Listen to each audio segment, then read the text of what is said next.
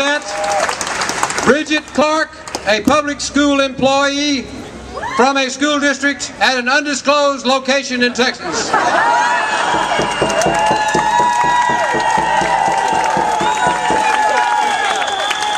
Welcome to democracy, people. I'm very proud to be an American today. I hope you are too. I don't know, but I'm thinking the Koch brothers have written a check that even they can't cash.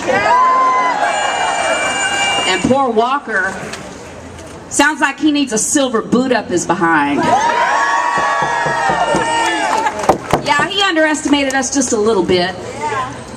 He didn't count on that check bouncing so hard that it would reverberate from LA to New York, from Wisconsin down to Texas, and all across this great nation. You see, this is not about left and right, it's about right and wrong. You've seen the graph. The Bush administration published it. I'm sure they're proud. We're not at the top, in case you haven't. I brought my daughter here today to show her what true democracy really looks like. And what happened in Wisconsin doesn't look like democracy to me. I don't know about you. Looks a little bit more like maybe something Gaddafi would do. Doesn't look like democracy. But I tell you what, there is nothing more powerful than dissent. Dissent, America, power to the people. Ladies and gentlemen, the next speaker we have is Representative Joe Dissertel from Beaumont, Port Arthur, and we're going to ask him to say a few words to you. Joe, please come up. Hello, I basically want to speak to the senators. 7 years ago, there was a Republican power grab in Texas. Me and 50 of my colleagues got on a bus, went to Ardmore, Oklahoma to kill that movement. And what people need to understand, you don't govern and protect the interests of your people just by casting a vote. Sometimes you have to prevent a vote from being cast in order to protect your people. And that's what those great powerful senators are doing in Wisconsin. I'm a member of the Texas Workers Union, State of Texas Union of State Employees, and I'm very proud of that, being a member of that union, and I support labor 100%, and you all need to get your friends out at this next rally and keep getting larger and larger and larger till we turn this around. Thank you. Ladies and gentlemen, we are indeed honored at this time to present our congressman from the 25th District of Texas, the great Lloyd Doggett.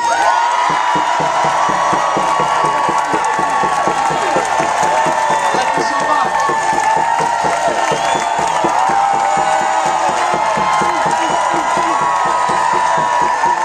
What a great turnout. The voice of the people. A former member who worked in this grand building once said it was built for giants, but it's inhabited by pygmies. You know, I thought I had problems up in Washington until I came down here this week and watched what Joe's having to deal with, and there seems to be kind of a population explosion, and it's not of giants, though there are some giants here. You listen to people talking about closing down our neighborhood schools, laying off our teachers, blaming all of our problems on public service employees, and you know that these folks are living on a different planet. That's not the Texas of which we are so proud, the public schools of which we are so proud, and the public servants who are out there trying to meet the needs on our highways, in our prisons, in our schools, in all sectors of public service. You know, just last month, the Financial Inquiry Commission, an independent investigation of how we got into this economic mess, came out with its report. And it said this about the sudden crisis on Wall Street. They said it was avoidable, and it was the product of greed and regulatory negligence.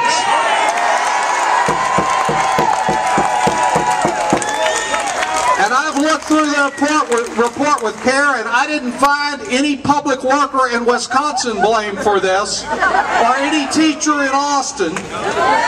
Just the negligence of a few Bush political appointees who didn't do their job in regulating Wall Street. And we all have to pay the price for these bailouts that were wrong, with this continued dependence on Wall Street. I also know that this gathering includes a number of people that share my concern about the nonsense that somehow we're going to get the government out of our businesses and into our bedrooms. People who are here because they don't think it's a good idea to eliminate all funding for family planning as Republicans voted to do last week. And to those of you who are here for that reason, I hope you walk by that storefront down about 5th and Congress. It's got a big sticker in the window. It says, "Don't mess with Texas women."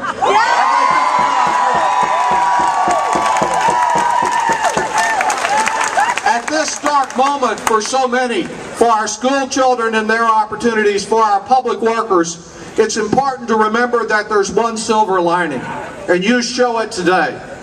This is an educable moment. This is a time to say to your next door neighbor who didn't bother to vote last November, to your next door neighbor who thought all they needed to do was to vote last November, that elections have real consequences.